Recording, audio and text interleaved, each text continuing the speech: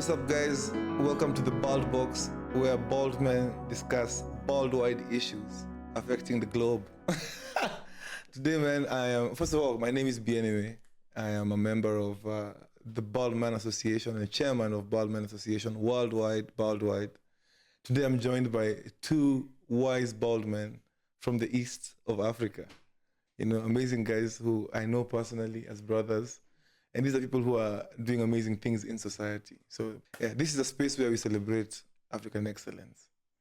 And I'm so happy to have my brothers here. Let them introduce themselves. I'll start with my left.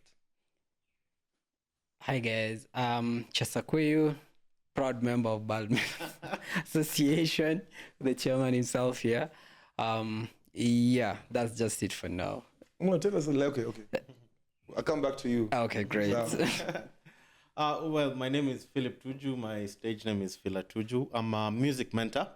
I consider myself more of a mentor in the field of music, more than anything, simply because that is the area where I feel I've made a bigger contribution. But other than that, I also sing, I also produce music, and I also write music for artists. Yeah. Hey, Phila. So for those of you who don't know, Philip is the owner of Redforth Choir. Yeah. And Philip also is Sauti Soul's first music teacher. Ish. So when we were in high school, when I was in Form 1, when I was singing in class, na huko kwa mashawa, na huko sijui wapi, lakini sikuwa choir, Philip actually got me to join the choir. And actually, Philip is the first person who ever Philip is one of many people in my life who's been instrumental in making sure that I'm an amazing musician. Philip made me practice for hours, you know, and I'm so grateful for that, Philip. You've always been a pillar of strength in my life and in Sauti Soul's life, man. I don't think there's Sauti Soul without your existence. Asante sana. Like, even how you chose us, you know, for Philip chose Sauti Soul to be in Voice in the Light in Upper Hill School. And that Voice in the Light is what became the group. Yeah, the group, yeah. So, like, I think you're the one who curated Sauti Soul. No, well, you know, I always look back, and I think it's a blessing, you know, and it's also validation for me, because, you know, you know that I've also tried to be an artist with our groups and the groups that I've been part of. But I think the biggest validation is when now you see someone who you taught. And when I was teaching you guys, when I was training you guys, I always felt you guys could never be better than me. You know, I always felt you guys can never be better than me. You guys are going to be good, but and I remember always saying it. Yeah, you guys are singing well, but you still always have to correct something. You have to be better. But always, you know, look at how things changed. That now I learn a lot from the way you guys are doing business in the music business. Wow. So I think that's life, and that's now the beauty of, you know, sharing what you're good at and passing it on to the next generation. At that time, I felt you guys were too young, you know. I felt I was way older than you guys. I was way more older. mature. Even if we've been at 2 years. Yeah, you know. But that you see, that's the thing. When you're that young, you always think anyone who's younger than you is just a. But now you realize that, you know, life, there's so much that people can achieve. People can take different paths. The way I would have wanted you guys to follow music, the way I thought I would have wanted you guys to take a more classical approach, you know, more choral kind of stuff. But, you know, seeing the success that you guys have had with a contemporary sound, you know, and just changed the game forever. But Philip, you trained us classically, but you did train us for contemporary music. Contemporary, yeah, but you see, but with the classical discipline. I always wanted that classical discipline, and which is what I usually still insist with many students. But to see that just apart from the musicianship, there's so many other things that have contributed to you guys succeeding. I thought that music is the only thing that, well, it gets you there, but now there's so many other things that give you that longevity. There definitely there definitely are so many layers, man. I just think the foundation we got in Upper Hill under your supervision is the best foundation anybody can ever have in terms of the discipline, the voice practice. We still do mamma mia, mamma mia, mamma. Before you go on stage, we have to do our runs, we have to warm our voices. And there's just things that we did, you know, as being creatures of habit. There's things we did in those days that have really stuck with us and are the reason why Sauti Sol remains where we do. And anywhere I go, you go, because Yes. this is the monster you made. Well, bro. and I'm happy to be part and I'm of glad to see that generations are meant to be better Yes. than the ones that come before them. And even my kids, when I look at like Bensol, Mviri, and all the kids I will mentor in the future, I'm mentoring them to be better than me. Like we consistently have to grow so that it's just human nature. Wife, yeah. Mr. Chesla, Yeah. niambie ndugu yangu. Kwanza kuni Chesla hiyo jina litoka wapi Chesla? Chesa. Chesa ama Chesla? It's Chesa. It's Chesa. Yeah. Sorry man, Chesa. Yeah, Chesa Kweyu. Chesa Yeah, Kweyu. Chesa Kweyu is my name. Yeah. Kweyu is Lunje. Chesa Of is course. Chesa is a mix of Tanzania, Kenya, in between there. So for me, what I do is I usually consider myself a fashion social entrepreneur. Because we do business, but it's business of social impact, but with a profit. Who is we? We is me and my organization and the people that I work with. Called? Chesa Africa. All right. So for Chesa Africa, basically what we've been able to do I'd say by God's grace, is being found in a platform where we've worked with refugees in Kakuma refugee camp. And other than that, we also do a lot of projects called corporate social investments. So in the sense that when we encounter a refugee or someone who is from a marginalized community, we impart with you something called livelihood skills, hands-on skills, technical skills, such that we get you away from being dependent on aid. So you start being dependent on yourself, being independent, and taking responsibility of your life, realizing that you're not actually a victim of where environment has found you, but you can actually make it in spite or despite where you're coming from. So you guys, like, you're training designers there, you're training fashion. Yes. You're building the next Vigil Ablo. Absolutely. From Kakuma Camp to the world. From Kakuma Camp to the world. And and even locally and doing projects, because I've noticed there's so many budding young entrepreneurs who'd love to, they only know fashion. They know, hey man, I can dress nicely or I can be a stylist. But when it comes to the business aspect of running it, majority of people are zero. Yeah. I mean, like, in the entrepreneurship space, in the creative space, entrepreneurship has always been a hard nut to crack. Yeah, true. On how to turn the art into business. Into the business. We'll speak more about what you do. Absolutely. I'm super interested and I want guys to know what you do so that whoever is watching this thing from wherever they are, in whatever small way, even if it's just sharing a tweet, they can, changia into the dream to for sure. get to the apex. For sure. Yeah, man. I have a question. To you, Fila. Why are you laughing, man? No, because I know it's a crazy question. When in your life did you realize you're balding? So, guys, because I went to high school with Philip, I've always been bald all my life. I think I was just born with this bald superpower. But Fila, you used to have a hairline, man. I used to have a hairline. Ulikuwa unapiga kati hivi. Mademu walikuwa wamekunoki hapo stoto na cabs. But you see, one thing that I must say, I realized quite early, because my elder brother, he's about 5 years older than me. I could tell he's already going bald.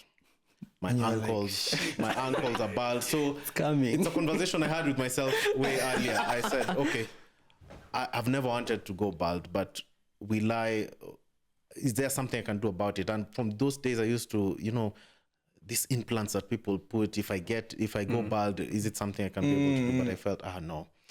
I think I just want to be honest about who I am. Yeah. And I'm loving how it turned out, because I was worried about it, because my Kisogo is out there, but and then I have a dent over here, but I was worried about so many things. But I've accepted it, and I realized that I'm going bald immediately after fourth form, because one of the guys we used to sing with started losing hair, and we all thought, this is maybe something. Which one? Sheamus, yeah. Sheamus went bald too, man. He went bald before all of us, actually. So I struggled with it, so I was always pushing my hairline back. And then I realized it's not moving, it's not leaving, in a very organized way. So it's leaving on this side, and then uku imebaki. So I decided, okay, fine. Let me just start shaving bald. And then I was very skinny at that time. Yeah. And one of the things when I look back at the pictures, us guys were very skinny, and sort of we felt like we have very big heads.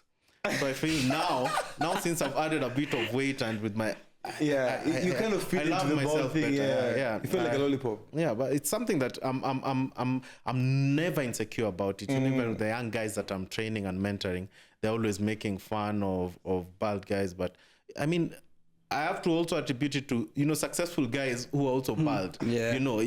So that has helped a lot. Just make it a look. I have a nephew who's telling the mom, actually yesterday, the nephew was insisting to the mom, because the mom has this big thing for shaving, and he insisted to the mom, okay, I want to be shaved, because someone in school, I think, mentioned that his hair was untidy. And he decided, I want to be shaved like Uncle Fila, I want to be shaved bald. No, but I think it's also the craze of these bald men love better. It's all out there. So kids, young kids, because he's about 6 years old only. Whoa! And the kid wants to be shaved bald. So the whole bald men love better. Let me just tell you how it came about. The bald men love better movement started when we were recording the album with Aaron. Aaron just came over to my house and we started writing some songs. Then we went to studio to record the album. And Bensol was there because Bensol is a co-writer in the album. Because Bensol has dreadlocks, he's always making fun of us. And you vipara. And actually my governor in Kakamega is Oparanya. So Bensol calls me Kiparanya. So he was like, we Kiparanya. And I was like, yo, man, this album, by the way, has to be about bringing back the bald man. I feel like in the 90s, Michael Jordan was such an iconic, stand. Like Tupac was bald. Yeah, man. So everybody was shaving bald because it was just a style. Yeah. And not because of consequence, and I want to take it away from consequence to just bring it back, bring back the confidence. Nice. Yeah. So the whole album is about self-acceptance, self-love, self-worth, and all those beautiful things. What about you, man? What did you... Is the chest? Wow.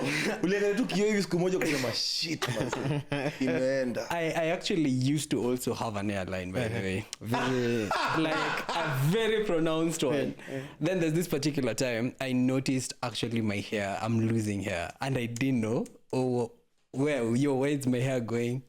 So this one time I went to the barber and then I told him, toa yote, safisha. So vile safisha, I just took a snap and then I posted it on my socials.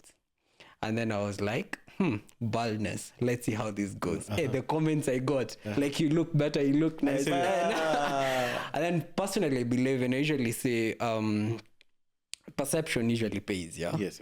But authenticity sustains. So, perception pays. Yeah. Authenticity sustains. Yeah. So when I accepted it, and then I realized, actually, this is my look. Okay. This is me, this is who I am.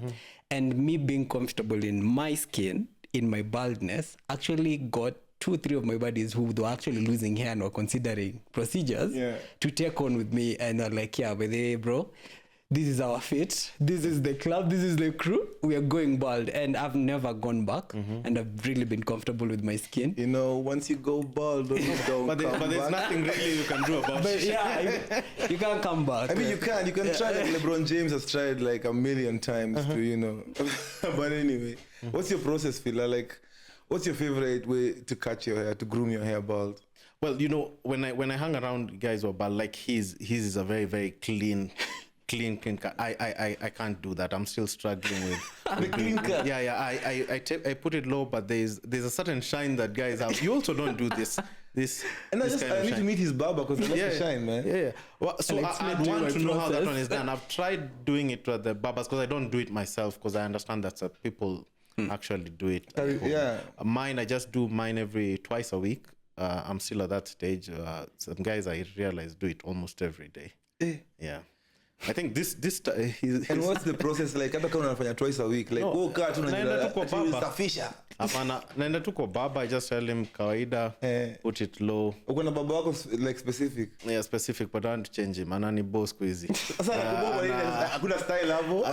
No, yani I'm very also personal about it, and then when it comes to such things, I'm also very particular about the hygiene around it, I'm treated in the, so that's some of it. So you go to a barber shop, you sit down, you're in for the full experience. Yes, the full experience. So I've been going to one around where my office is for the last almost 10 years. You know, the guy, he started shaving me when I was just, you know, starting to lose hair, and I told him, okay, sasa nataka tutoe yote, tuanze tu kutoa yote, hakuna haja kuweka.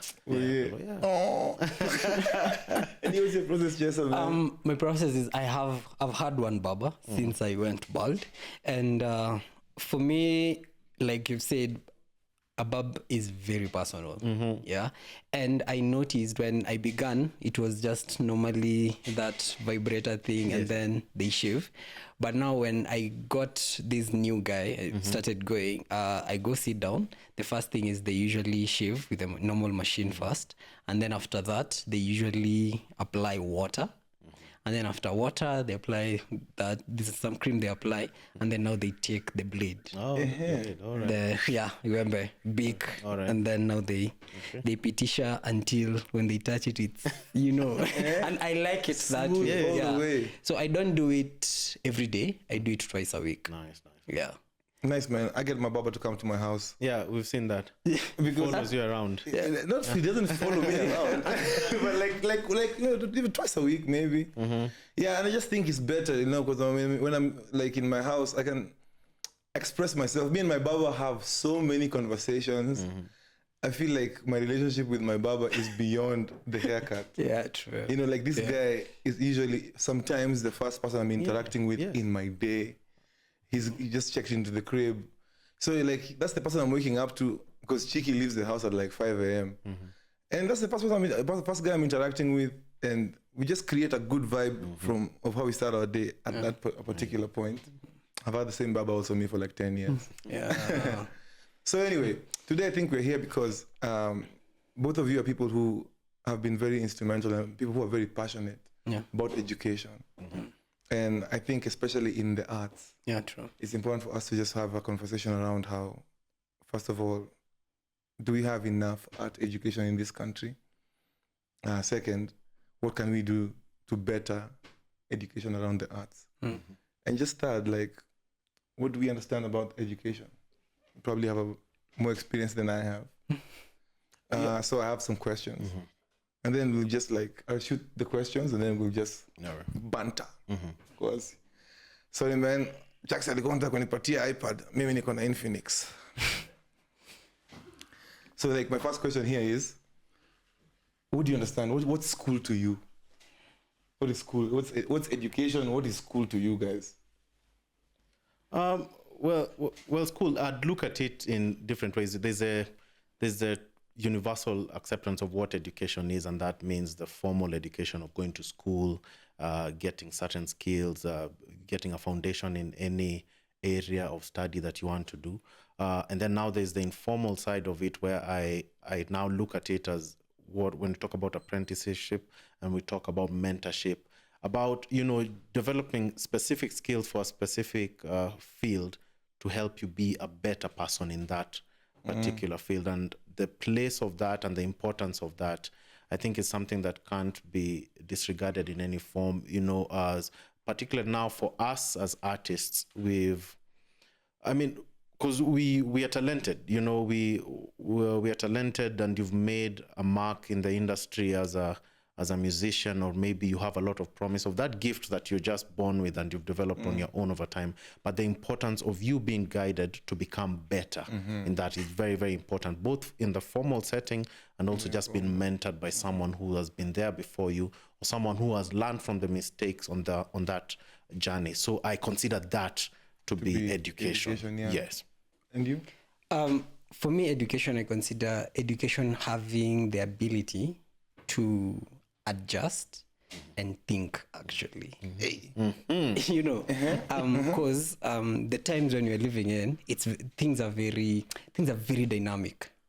Today we might have the largest trend, tomorrow it's not there. Nobody went to, like, all of my friends in uni are now influencers. I'm like, akukuwa na course USIU. Influencers, yes. You know. But now again, trying to look at the way also the disruption, the markets across various platforms, even production for music, a lot of things have really changed. So for me, education and school is you being in a position that you can actually be able to adjust to whatever thing that comes, and you'll still survive. If we take you here, we take you to Cairo, and we take you to Nigeria, we take you to Dubai, you will still manage to figure your way out with your skill or what you know, but then adjust yourself with the environment around. For me, that's cool. Yeah. Hey, fantastic. My understanding of school, though, is I think we've been brought up to think that school is one of those things that is more like something that we do. And I think in African culture, school is a way of life. Yeah. You learn every day. You spend your entire life being an apprentice of, maybe if your father was a witch doctor, you spend your entire life being a witch doctor. You spend your entire life learning how to be a medicine man. School, to me, has always been apprenticeship. My relationship with you has always been an apprenticeship relationship where I'm learning consistently. But yeah, that's interesting to see that you guys have those perspectives about school. Do you think the government of Kenya or even the world is funding creativity in education as much as they should? And do you also think that the approach that we are using right now is creative enough to sustain us, to make kids love school, to make kids want to go to school? So do you think we're investing enough in art education? Philip, I know me and you went to the same high school, and in that high school in particular, art was like, music was defunct from the curriculum. Yes. You remember when they took out music from the curriculum? When they put the piano in the field to be rained on? Rained on, yeah. I mean, it's a tragedy, but I think the government doesn't know better. And simply because traditionally the things that have been perceived, because we just talk about what has been perceived as the ideal things to invest in, science, agriculture, stuff like that. But now with successes of people who have made it on their own, like you guys, you have built. Hey, I don't think anybody makes it on their own. In terms of, against the odds, just beating the odds to be successful. Now people actually realize, like now with the success of Soul Generation, people can be able to realize, actually, it's possible to invest in a label. And there's so many other components that bring it together to make it successful, that is not just the music. There's the production side of it, there's the TV production. So now people realize, okay, we need to invest in this. Then if we're going to invest in this, we will need to have the skills to be taught to the people who are going to be able to do this. So now slowly we have seen the rise of private music schools. Yeah, but how's that going for you? Well, for again, the music schools that are in Kenya, our music school, Redfort Academy of Music and Sauti Academy, are the only schools that are teaching contemporary music of today. But most of other music schools are teaching the traditional, classical style of music. There's nothing wrong with that, but still, it has been something that now music has still been left to be something that is very expensive, exclusive now to the very wealthy. So that is a problem. But now with the mushrooming of all these schools, it's easy now for government again to now make that choice to be able to see that we have had successful groups and products like Sauti Soul. So how else are we going to empower the next generation to be able to have platforms where they can grow and invest in education? So they've tried with projects like Studio Mashinani. Yeah, so we have schools, all these private music schools and art schools mushrooming, but now government will need to be more intentional. We've seen them trying something with Studio Mashinani, which in my opinion, hasn't been successful. But there'll be that need for intentional support from government, where the same way we have control over special needs schools, the same way we can have, and child welfare societies, the same way we can have the same for music education. So we are guaranteed that there's that sort of level of standardization of how music is taught and how also these students can be absorbed. Because now we can talk about music programs that are running in so many universities. Most universities, in public universities, have a music department. But Even Nairobi University. It's only Nairobi University that doesn't have a music department, but Moi has. How can the main university of a country not have a music department? You see, that would be now just a sign of now how much the arts are still not yet considered something that is very relevant for our generation.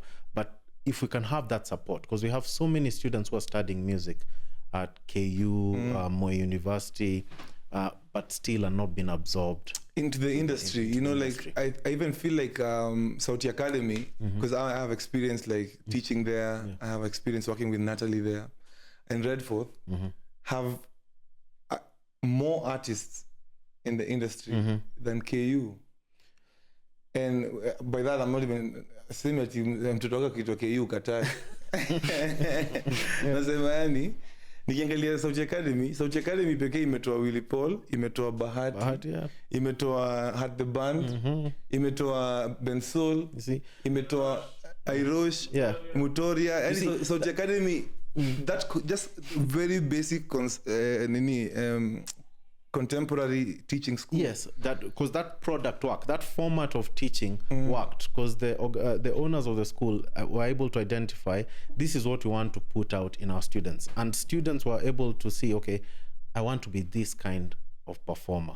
So what school do I feel? Who are the artists who have been produced from such school? So if it's Mutoria is from this school, I want to go to that school. See, that's the thing. But now we have people who actually want to study music in a more wider setting. They want to be film scorers, but still the space to be able to practice and be able to flourish in that. Because like when you talk about media, when media began, Nairobi University, before now it was, in fact, it has never been together with Kenya Institute of Mass Communication. Look at the talent that has been put out from Kenya Institute of Mass Communication. It's the same thing. If you can have sort of like a Kenyan Institute of Music, most of the work that Presidential Music Commission is doing, it would be better if it also operates as a music institute that now brings together all these talents from everywhere. We'll be able to push the industry, because the industry, we're on our own. It's you succeed, it becomes very hard for you to put out a budget to mentor the next generation and do it in a big way, because you don't have that muscle to do that. I think as a people also, like, we don't really put art high up in our hierarchy of needs, and we don't understand the value impact, even the impact it has. We don't understand what art does on the food chain. And what about yourself, Chesa? Tell me, like, first of all, what did you study and what do you do? Well, I did, my background is in statistics and mathematics, actually. So I'm a researcher, sometimes part-time. And interestingly, how I ended up as a designer, my mom is also a designer, but you grow, when you see her, sitting on the machine doing something, you as a kid curious, you take fabric when she's taking a break, and then you go kanyaga, and then you see how it goes. And then with time, I actually got it. I got what she was doing. So there are days when she used to give me, the repairs. You do this for this client. I get 20 bob, I'm excited, So all repair used to come to me. Then when I was in Campo, like you made the first money you ever made in your life, you made it through your craft. Yes, through my craft. So what happened when I was in campus second year, I went to home, told my mom, I need a machine. And then she was like, what do you mean you need a machine? You look so bougie. Where unaka cool kid with nipe machine, I'll show you. Immediately she gave me a machine like this. I never reached back home again asking for money. So I took the machine, nikaeka kwa hostel, because I was in JKUAT, nikaeka kwa hostel. Hapo ndo nilianzia biz. So mlikuwa mnashonea watu ma jeans. Kuna hizi jeans ya mshono imeshika wewe. Unaona jeans ya mshono? Meka ankara huko ndani, matisho. So my first ever deal for kushona tisho za ankara nilipata through a friend of mine alikuwa USIU. So their curio shop walikuwa nadai matisho. Anambia kuna buwangu tumbo ameanza. Curio shop. Curio shop, akasema kuna buwangu ameanza, mnaweza give a shot. Uzuri sana for them, alilipa down payment yote. Mimi nimekimbia nini. Ikaanza kuwa akivo. Now my mama kaona, by the way, this thing is working for this boy. Ukasema statistics. Tutapatana nayo mbele. So now the thing, personally for me, in my experience, when it comes to that, you need actually someone to believe in what you have. Yes. Yeah. and not only just believe in it, but go a step, a notch higher, and actually invest in it. It's one thing for me to believe you can sing. It's another thing for me to give you a platform to actually sing, to trust you with a platform to sing. So it's still the same with, I think, with the government as well, because there's so much. And then also I think it's also a generational thing. Because our dad and our mom, them, they are believers of the white collar job. Yes. For days. Like me, my dad still can't believe by I pay my bills through my craft. You know, how do you survive? He's always asking himself that. Up until now, you send him money, realize, oh, by this guy is doing well, you know. So it's them, maybe them passing away, new generation repeated, and then they give in to the new generation who actually believe art and culture is the future, and it has been here and it will be here for a long time, and for us to be intentionally investing in it to move forward. Hey, but you know, that's a tricky one for you to say we have to wait for a generation to end for us to like reach out for our dreams. Because, you know, like when you look at Nigerians, they're not waiting for one generation to go so that they fix the situation. You know, like Nigeria decided to be the best from Two-Face Idibia days. After Two-Face African Queen blew up, it sprouted a whole, they've always had Fela Kuti. Like they have a deep heritage of amazing artists.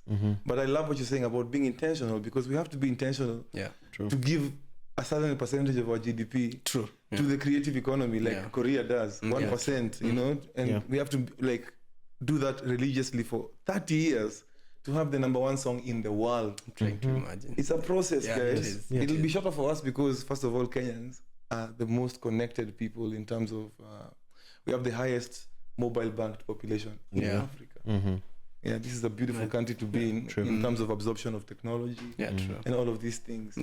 I'm also like very keen to work with you guys on just cracking the code of like an institution that is contemporary for music and art. That's affordable for the people, man. I know as from working with Sauti Academy that they did have a lot of challenges, and especially during the pandemic, because everybody now considered music to be a luxury. That's how it was perceived. I have more questions, guys. There's the balance of what you love versus what pays you, you know. And even in art, there's what you love and what pays you. What pays you? So tell me about that balance in your lives. Have you ever been in a place where you have to compromise? I think I compromise every day. You know, I love what I do. You know, if I didn't have bills to pay, you know, I'd never do anything other than just teach and make music. But now you still have to look for deals that are going to give you money. What kind of deals are you talking about, man? Like is that tender? Yeah, you see. Boo! No, Philip, you're too good for that shit. No, anyway, I'm kidding. No. Please do what you gotta do to survive. You know, but there are things that I love, and I would want to do that more. And then it's the same thing with education. There's what you want to study, there's what you want to do well in, but now there's that compromise that you'll have to sort of like a sacrifice for me to get to where I want to be. What do I need to do right now? Particularly now for things like art, you know, it will be very hard, because when I was called to Berkeley College of Music, it was very hard to convince anyone to. How much was the school fees? The school fees at that time, it was $4 million per year. Per year. So right now it's almost $8 million. $80,000. You can imagine, to convince anyone that I need to invest in you. And I went around and everyone was asking me, why do you think I would support you in paying school fees to study music? And then that person is going to give you evidence of people who have studied music and are not doing music right now. And I also have friends who have gone to Berkeley, and while not on any kind of scholarship, they paid the full fee, but they're not doing anything connected to music. So again, Yani, it's the way I studied journalism. And then I'm a musician. There's somebody who studied music, but they're not using it. Yeah, damn. But I think now, just the way you said, there are those things that you're doing fashion now. but the education that you got in statistics have helped you become a better business person. Same to you. Your communication skills are unmatched because you went through journalism. I'm telling you, like, you see, even just going to USI, you didn't talk to Rongai. Yes. Exactly. So I think it's not lost. It's not all lost. It's for you to understand, okay, right now this is what I have to do. And when people talk about I did a whole degree in law, but I'm not practicing it, but there's something that it does to you in your mind. Opens your mind. And I think that's the education. So, and it's not wrong to change your mind along the way and decide, okay, this is what I loved doing at this point, but I've changed my mind. This is what I want to do now. I feel more alive doing this. Just like changing a job. It doesn't mean that you don't want to do it anymore, but it just means that at this stage of your life, at this point of your life, you want to make this kind of move. And I think it's a balance of what you want to do, what you have to do, and what you love doing. What about you, Chesa? Okay. In regard to that, my perspective is, if you, I read somewhere, can't really paraphrase. Clearly, it said, if you can't pay your bills, you can't change the world. Because if you can't pay the bills, you can't change the world. Hey, and another like wise bald man quote. Just allow me to one of the gems, man. Hey. And I think first thing first, the most realistic thing is, are your bills paid? Yeah. Do you have peace of mind? Is your mental health fine? Are you okay? Or after this show, you will go outside, start cracking. What? The end month. How is my rent gonna be paid? You know, how I'm gonna eat? How am I gonna dress? Where am I gonna sleep? You know, and in that transition, in lieu to what you love against what pays you, I usually say first goes for what pays you. And then in the process, transition towards what you love. Because it's just the hierarchy of needs, really. Hey, this is the first lawyer guy to put money ahead. I agree, though, you know, like, although I agree with you, do what pays you. In my experience, in my career, I have had to do what pays me many times, vis-a-vis what I love. This is in the music that I write. There are songs that I've written in my life because these are the songs that pay the bills. Like, I could write as many songs as I want, but the reality is Money Lover is when Sauti Sol started getting now commercial radio airplay. Okay.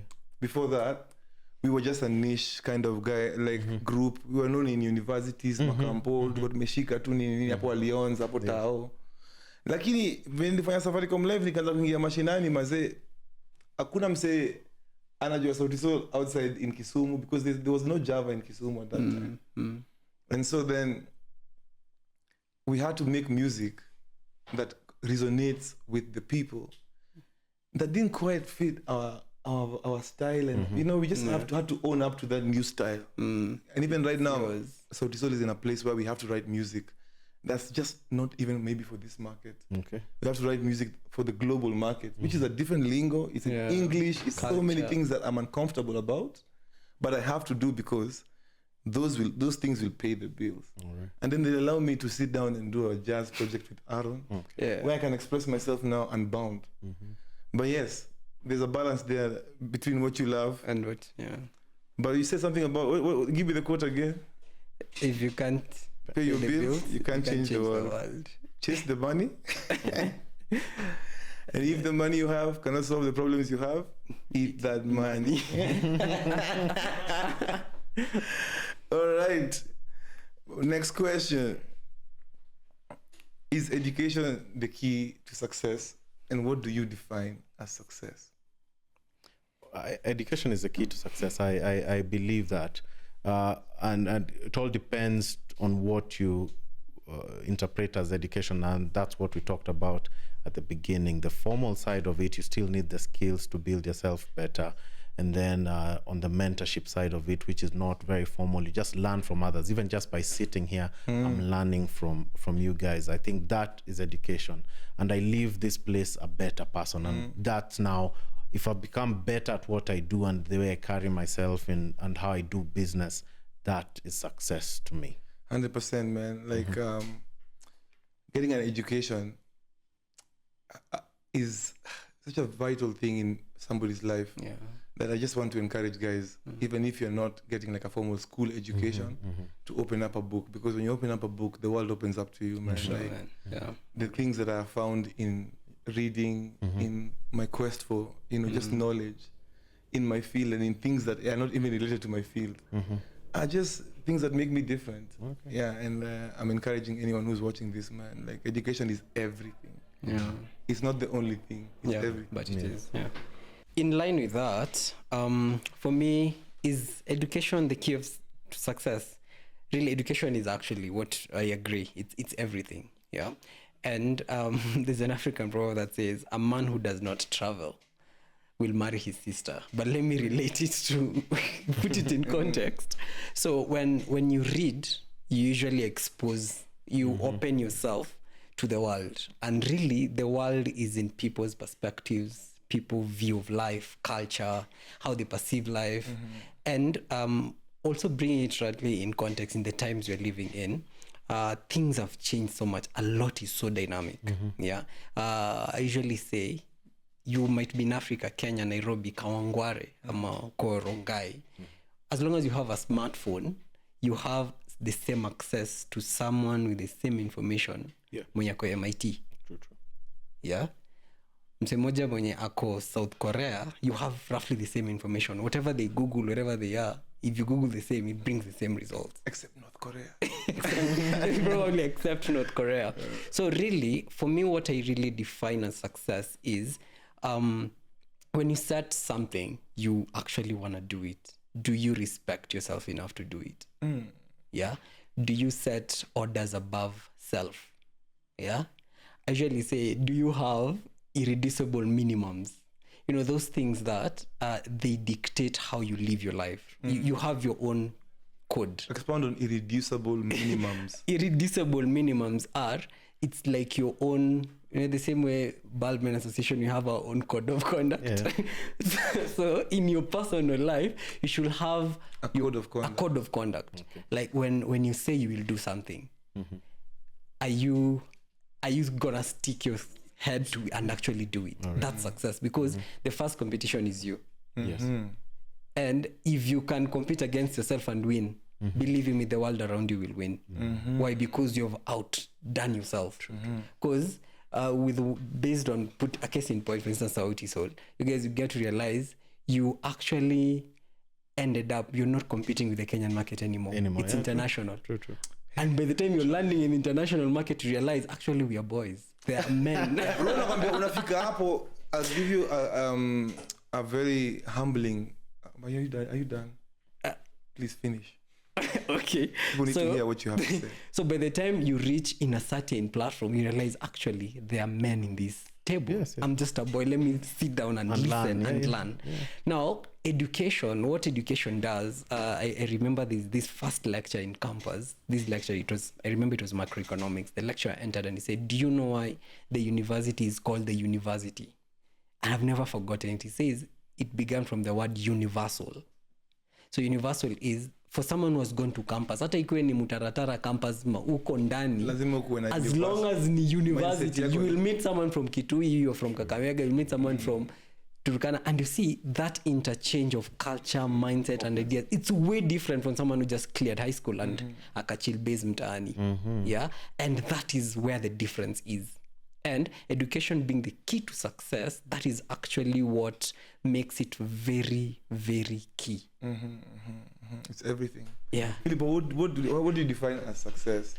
I mean, with just how he's explained it, the fact that I'm better than I was when I was in the village, All right. that I've succeeded. Yeah, now the question is, how much more do I want to learn and also be more successful with the lessons and the education that I'll get? For me, I think success is the journey. Yeah. Yeah, because like you can talk about the destination, but I feel like the destination is consistently, it's a mirage. Yes. It's, it's always just moving and moving. It always changes, yeah. But the success of Sauti Sol is Sauti Sol's journey from Upper Hill to where we are now. Yeah. The success of Philip is Philip's journey from Upper Hill, So the success of Chesa is from that first time your mom taught you how to sew something to where you are now. Success is just the journey. And the journey changes you, actually. It changes you. It transforms you. Yeah. I was giving an example of something that just happened to us. Sauti is now in studio doing our 6th album. And we've always written, produced, mixed, mastered everything. On your own. On our own. We had to adapt. Yes. We never knew how to produce our own music. We always used to rely on producers, and they always used to let us down in terms of just meeting our timelines and our appetite. So Polycarp picked up production, Savara picked up production. We've invested over the years also in getting the right software knowledge and having the right kind of team around us for us to be able to just make art at our best. But we've gotten to a place where, like, first of all, times are changing. So right now we have to revolutionize our sound to also fit Gen Z into the picture. Who are coming in. So we went to South Africa and we met with Universal. The CEO of Universal had invited an American producer called Tricky Stewart.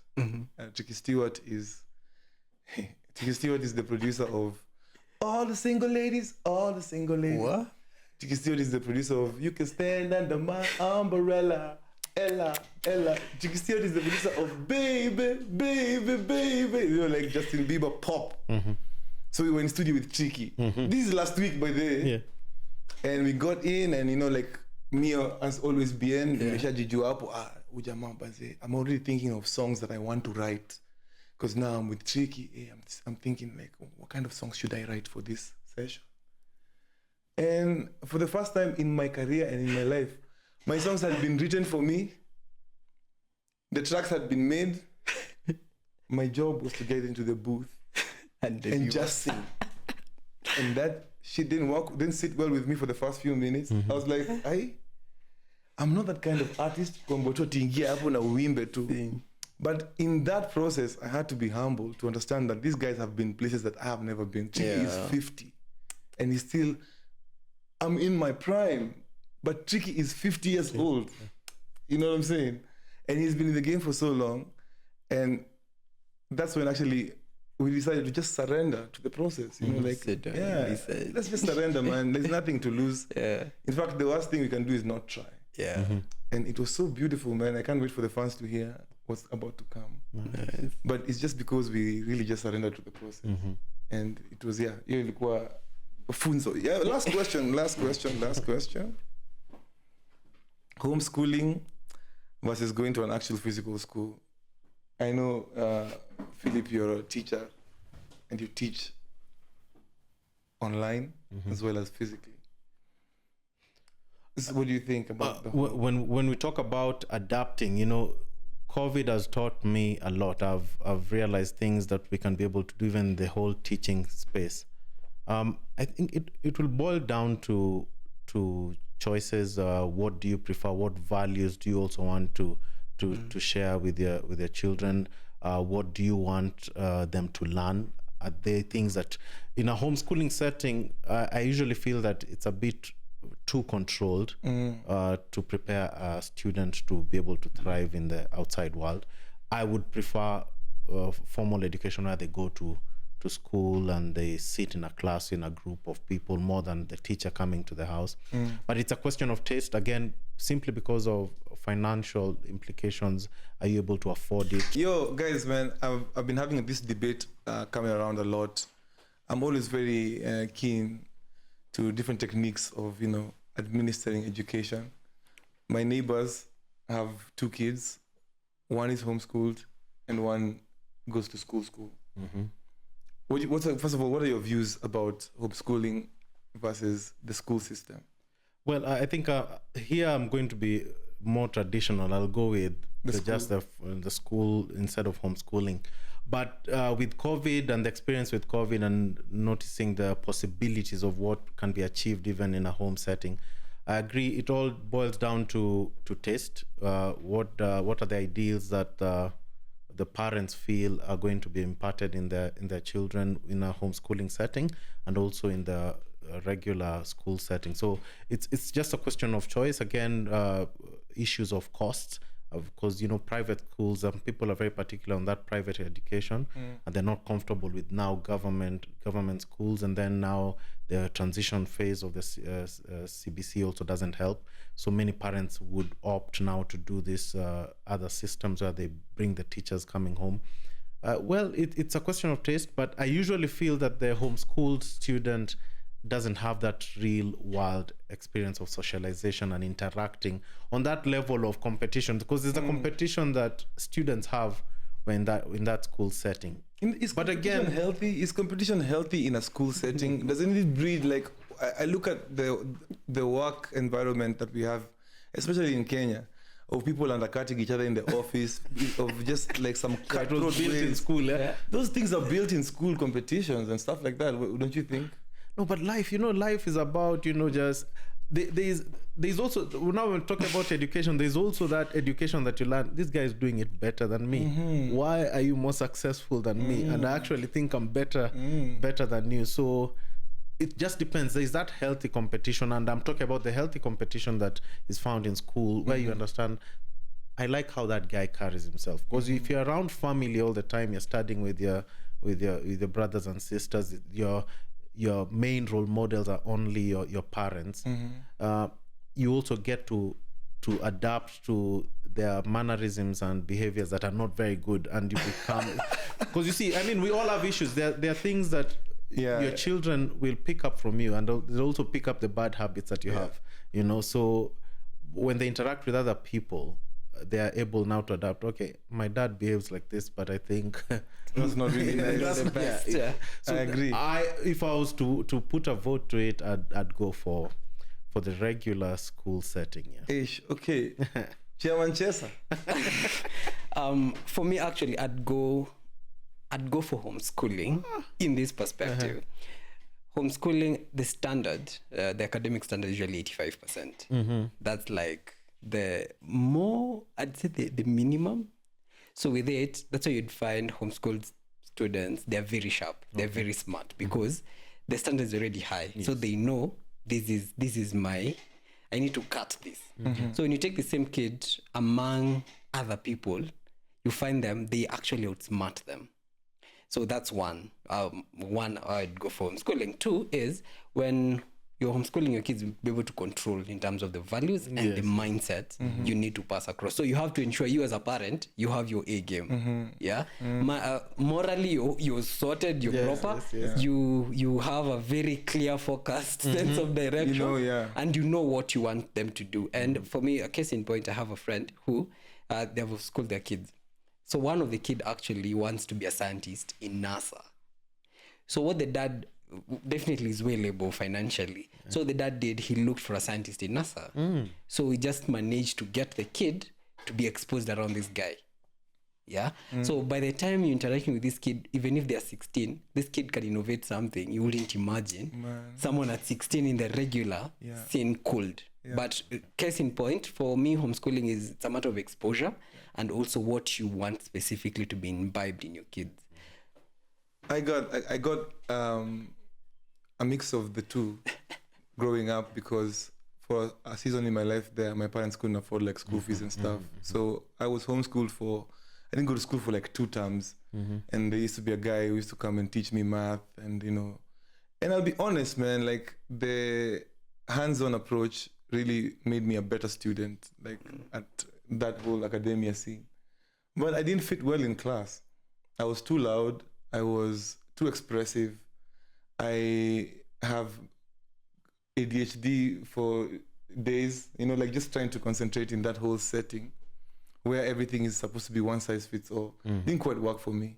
I think I'd give my kid a world education where I would, like when I have the children, I'd like to take them to, if you're reading about the Eiffel Tower, don't read about the Eiffel Tower in a book. Let me take you to Eiffel Tower. This is I'm on tour, I'm in France. Come, when I'm going to do sound check, go to the Eiffel Tower, go check it out. Go look at the Mona Lisa, go understand why it's a beautiful painting by seeing it, with your naked eyes. I feel like that's the kind of education that the future even needs. True. Because this current system of going to school, it has its ups, of course. My entire life is centered around like the schools I went to. Yes. My meeting with Philip is because I went to school. Chimano, Savara, Polika, these are people I met in school. But at the same time, also homeschooling exposes you to, people who are homeschooled now can be interning in a set like this right now. Yeah, true. So it exposes you to dealing with real life issues on a day-to-day basis, and I feel like that's what life is about. Yeah, but I don't know, man. In whatever you do, homeschool, taking a kid to school.